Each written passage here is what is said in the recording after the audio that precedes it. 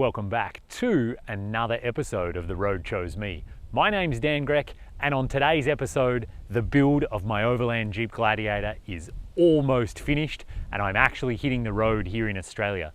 But before I do, I need to show you the latest edition and talk about what is the most essential thing, in my opinion, on an overland vehicle build. And tons of the vehicles I see at SEMA, tons of the vehicles in magazines, even a lot at Overland Expo, it's pretty clear to me they haven't remembered this particular consideration, which I think is essential. And I think it shows the difference between a vehicle that's going to be good for weekend use versus a vehicle that's going to be good for a long-term overland trip, whether that's up to Alaska, or whether that's, down the Pan American Highway or all the way around Australia like what I'm doing. So there's a feature of a vehicle that you need to have. And before I tell you what it is, I'm curious to hear your thoughts. Leave a comment down below right now. Tell me what you think that most essential feature is. Is it big tires? Is it a supercharger? Is it a kitchen, a fridge? What do you think is an essential thing to have on a vehicle before you set out on a long-term expedition? It's going to change the color of your day, and it's going to mean that you actually enjoy your trip instead of just tolerating it. So leave a comment down below. Let's get right into it. The most essential thing on an overland vehicle. So there's no doubt about it, what I've learned from my expeditions, the most important thing on an overland vehicle is living space. Where are you actually going to live while you're on this trip? And again, if you're out for the weekend, it's not such a big deal. You're heading out for a week. But if you're going to spend 3 months going up to Alaska and back, trust me, you need a place to get away from the weather. You need a place to get away from the mosquitoes when they're horrendous. You need a place so you can enjoy yourself. And having such a living space, it's going to make the difference between when you get home, you'll be exhausted and you'll be stoked to be home, and your couch and your shower, they'll be the best thing in the whole world. And you'll say to yourself, oh, I'm glad that's finished. I don't want to do that again. Versus if you have yourself living space, you're going to get home, you're not going to be exhausted, and you're going to say, wow, where's the next trip? I'm going to start planning right now. I can't wait to get back on the road. I really do believe that's how important living space is. And every long-term overlander that I've ever met on the road, their vehicles and their evolution basically comes down to a quest for more useful living space so that they can enjoy more and more time on the road. I've never heard a single person say they changed vehicles because it has more ground clearance or because the engine has more power or because any of those types of reasons. The number one, the only reason people say is so they can have more or just different living space. So a quick little bit of history on my trips and my living space. When I drove from Alaska to Argentina, I'd never even heard of overlanding. I didn't even know what it was. So not surprisingly, I'd done no research and I knew nothing about what I was getting into. And so my setup had exactly 0 living space. I had a tiny 2-person ground tent and no space inside the little 2-door Wrangler at all. I don't think I ever actually sat in the driver's seat to eat dinner or anything like that. I was 100% of the time out in the elements. And I can remember many nights rushing as hard as I could to cook dinner so that I could dive into the tent just as the torrential downpour started, or even other nights where I'd skip dinner, set up the tent in the rain and just crawl inside. So obviously that setup was not ideal, no living space. That's where I really learned my lesson how important living space was. And that was a huge consideration when I designed the Wrangler that I drove all the way around Africa. I knew if I was going to go for years on the road that I wanted to enjoy my trip and have a place where I could be away from the elements, be away from the dust, the heat, of course the animals as well, getting up off the ground. And so I designed that Wrangler to have internal living space. The cabinets that I mounted in there, the way that I moved the roll bar, and the way that the pop-up roof worked, I could completely sit in the back. I could eat a sandwich, I could work on my laptop, I could walk around in there.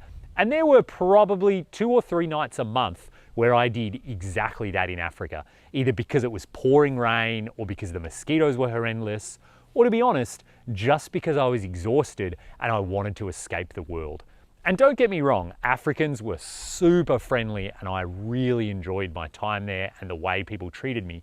But I have to say, their version of personal space is a little bit different than our version.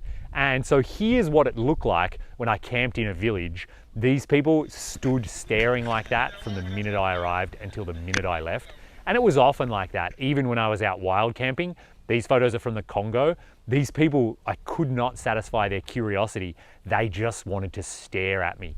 And they were super friendly and I didn't feel like in any danger, but it would have been nice, you know, to have a little bit of personal time, even if I just wanted to brush my teeth or to get out my laptop and do some work or edit some photos. I couldn't really do that with all those people staring at me. So it turned out my interior living space in Africa was really good for a reason that I didn't even contemplate, actually to just have privacy and get away from people. So I had no living space and I had internal living space. And a lot of people have been wondering, what am I doing with this thing? You know, the canopy on the back, I cannot live in there. I can't sleep in this. I can't stand up in the back of it. So from day one, what I decided to do if I'm going to travel around Australia is that I want to have outdoor living space. So what I mean is a place where I can get away from the rain, I can get away from the wind, I can get away from the intense sun, but I'm actually outside, I'm not inside the vehicle. Because no doubt about it, my Wrangler was really tiny, and especially for two people, living in there basically didn't work. And now that I'm in Australia, I'm not worried about safety at all. Obviously the weather is more favorable. I don't have to worry about lions. I don't have to worry about malaria. So even if I am getting bitten by mosquitoes, it's not the worst thing in the world. So all of that is to say, I want to be outside. I want to be sitting in my camp chair, looking at wherever I am, the beach, the mountains, just the beautiful Australian forest, listening to the birds as they are right now. So how do I go about outdoor living space? Well, what I've decided to do is I've got a batwing awning here from Rhino rack that I've mounted on the roof rack. And so the whole idea is this is a huge awning that provides a massive amount of living space. And let's have a look. I'll set it up right now so you can see exactly what it looks like, and I'll show you what I mean about living space.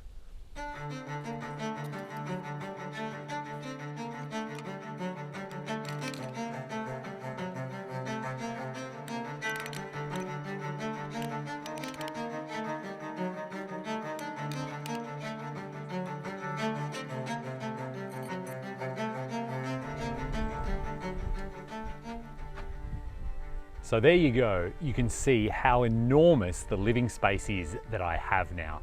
The entire side of the Jeep is covered. If I want to get things out of the lockbox, if I want to set up the swag under here, if it's pouring rain, even just my camp chairs, this is my full living area and it is huge. I can walk around the side and around the back, have access to everything in the back of the Gladiator, and of course even slide out my kitchen when it finally gets here, and I'll have fully covered kitchen space as well. So get out of the sun like it is right now, get out of the rain. I think this is really great, and to have such a huge amount of living space, I'm really looking forward to. I think it's going to be a big level up on anything that I've had in the past. And there is of course something else you can add to the Rhino rack batwing awning that makes it even better. And of course that level up is wall sections. So you can see I zipped these wall sections on, I pegged them out, and now I have an enormous amount of living space that's way, way bigger than the footprint of the Jeep.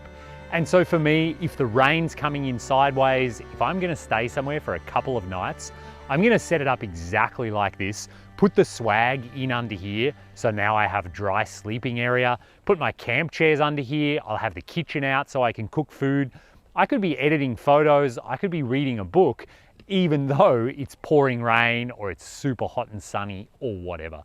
So to have this amount of living space, I think is gonna make me really happy and make this trip really enjoyable, and think more that I have an actual house on wheels and that I have comfort with me and that I have enjoyment, rather than like I'm roughing it and after a week or three I'm like, okay, now I have to go home and have a shower. Because of course, when you're on the road long term, there is no such thing as go home and have a shower, because you don't have a home and you're probably on the wrong continent anyway.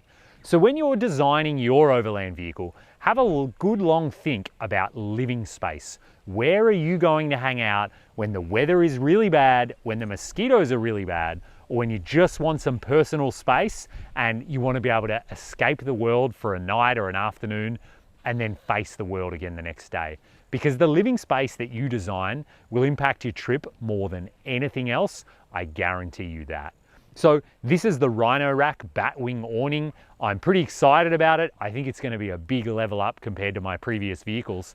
And I'll definitely give you updates as I go and let you know how it works out. So if you've enjoyed the video, please do hit the thumbs up, subscribe to the channel. Plenty more adventure videos coming from Australia, where I'm going to hit the road and explore the entire country. And a big thanks to all my supporters on Patreon too, who make this possible and help me get on the road. And as a thank you, they get a whole lot of behind the scenes content and extra perks. So if you're interested, head over to Patreon. There's a link in the description and you can check out what those perks and rewards are. So until next time, thanks very much for watching. Have fun out there, and maybe I'll bump into you on the road.